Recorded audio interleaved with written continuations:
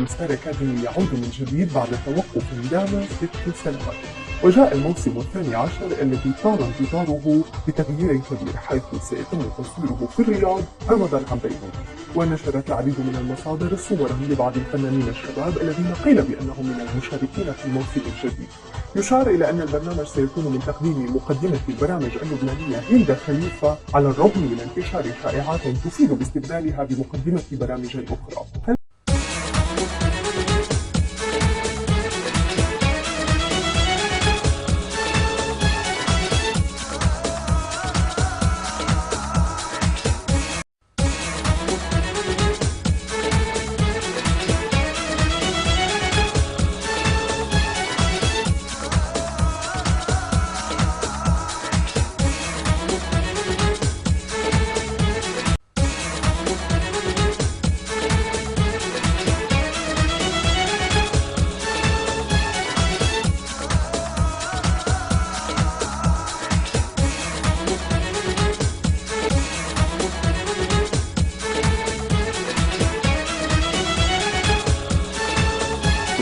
لحظة ستار أكاديمي راجع.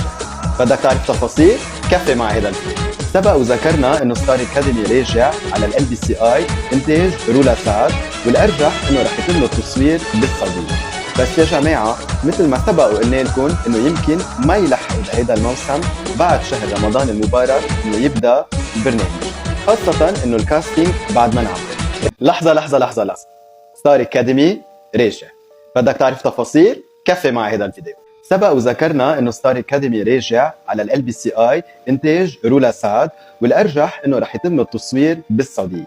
بس يا جماعة مثل ما سبق وقلنا لكم انه يمكن ما يلحقوا بهيدا الموسم بعد شهر رمضان المبارك انه يبدا البرنامج، خاصة انه الكاستينج بعد ما انعمل.